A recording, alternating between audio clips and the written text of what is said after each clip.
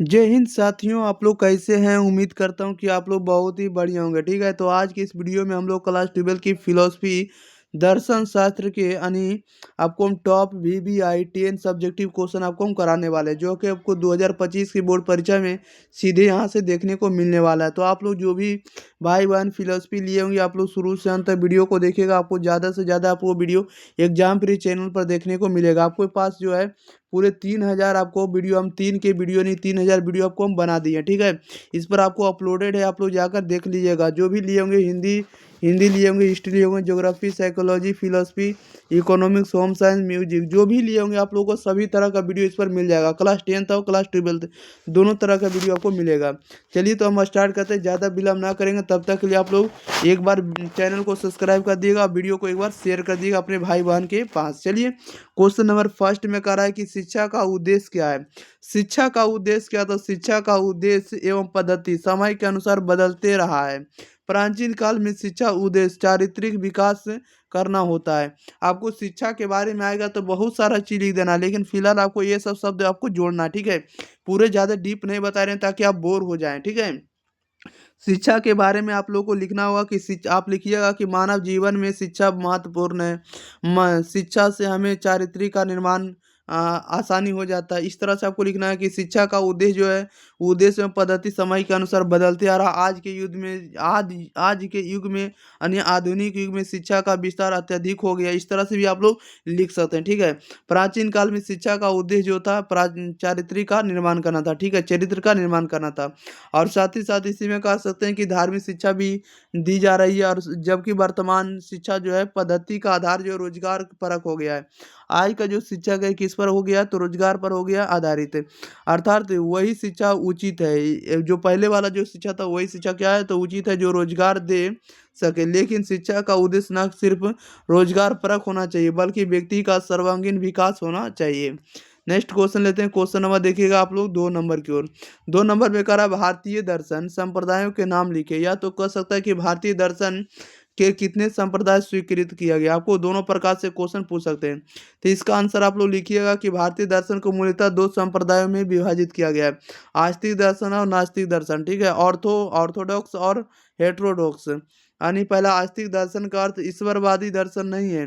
मीमांसा यानी मीमांसा हो गया। इसके बाद वेदांत, सांख्य, योग, न्याय, वैशेषिक, ये सभी जो है आस्तिक दर्शन की कोटि में आते हैं। इन दर्शनों में सभी ईश्वर को नहीं मानते हैं। ये जितना भी है आप लोगों को ईश्वर को नहीं मानते। ठीक है, उन्हें आस्तिक दर्शन इसलिए कहा जाता है कि ये वेद को क्या करते हैं, मानते हैं। इस तरह से आपको इसका आंसर लिखना होगा। क्वेश्चन नंबर 3 नंबर में कह रहा है कि आस्तिक दर्शन के नाम उनके प्रवर्तक के साथ लिखे। प्रवर्तक के साथ लिखना है। आस्तिक दर्शन के बारे में लिखना रहेगा। आस्तिक दर्शन के बारे में तो लिखिएगा, इस वर्ग में प्रारूप रूप से 6 दार्शनिक विचारधाराएं हैं।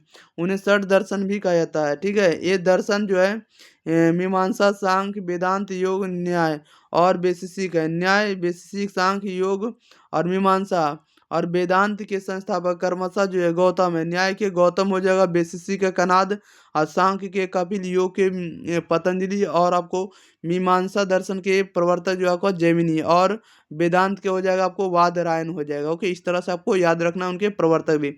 ऑब्जेक्टिव इस रूप में पूछेगा कि न्याय दर्शन के प्रवर्तक कौन है, तो आप लोगों को बताना होगा कपिल। देखिएगा अगला कारनामा कह रहा है कि अर्थ पुरुषार्थ की व्याख्या करें।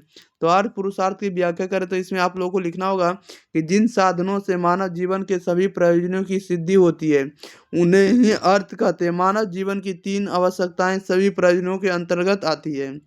क्वेश्चन नंबर 5 में कह रहा है कि कर्म के प्रकारों को लिखे। तो बेसिक द्वारा कर्म 5 प्रकार के माने गए। ये निम्नलिखित प्रकार के हैं, जो निम्नलिखित है या जो निम्नलिखित है। पहला नंबर है उत्क्षेपण। पहला नंबर क्या है, उत्क्षेपण है। उत्क्षेपण कर्म द्वारा द्रव्य ऊपर उठते हैं। यानी उदाहरण के रूप में कहें तो गेंद, बैलून, रॉकेट आदि का ऊपर उठना, ये आपको उत्क्षेपण है। ओके, थ्रोइंग अपवर्ड कह सकते हैं। अगला नंबर अवक्षेपण, डाउनवर्ड मूवमेंट। ठीक है। अवक्षेपण में होगा, अवक्षेपण कर्म द्वारा द्रव्य ऊपर से नीचे आते हैं। उदाहरण के रूप में कहते हैं गेंद, फल आदि का ऊपर से नीचे आना। वैशेषिक दर्शन में उत्क्षेपण से उखल तथा मूसल के द्वारा मूसल के उदाहरण द्वारा बतलाया गया है। हाथ की गति से मूसल ऊपर उठता है। क्या उठता है? ऊपर उठता है। यह उत्क्षेपण है। हाथ की गति से मूसल ऊपर लाया जाता है, जिसके फलस्वरूप इसका जो संयोग है उखल उखल से क्या हो जाता उखल हो जाता है। मूसल का ऊपर उठना उत्क्षेपण है और इसका नीचे गिरना क्या कहलाता है? तो अवक्षेपण कहलाता है। और अगला नंबर है आकुंचन। आकुंचन यानी कंट्रैक्शन। आकुंचन का अर्थ है सिकुड़ना यानी मुड़ना, इसको एक जगह जमा होना। नए वस्त्र को भिगोने पर वह सिकुड़ जाता है और इसमें धागे परस्पर निकट हो जाते हैं, यही आकुंचन कहलाता है। अगला नंबर है क्या? प्रसरण। प्रसरण यानी एक्सपेंशन। जब किसी द्रव्य के कण एक दूसरे से दूर होने लगे तो यह प्रसरण कहलाता है। मुड़े हुए कागज को पहले जैसा कर देना इस कर्म का उदाहरण है। मोड़े हुए हाथ, पैर, वस्त्र आदि का फैलाना प्रसरण कहलाता है। अगला नंबर आपको गमन। गमन को समानता जाने के अर्थ में रखा जाता है, किंतु वैशेषिक ने उपरोक्त चारों कर्मों के अतिरिक्त अन्य सभी कर्म गमन के अंतर्गत रखे जाते हैं। चलना, दौड़ना आदि गमन के ही उदाहरण है। ओके, नेक्स्ट क्वेश्चन नंबर देखिएगा 6 नंबर की ओर।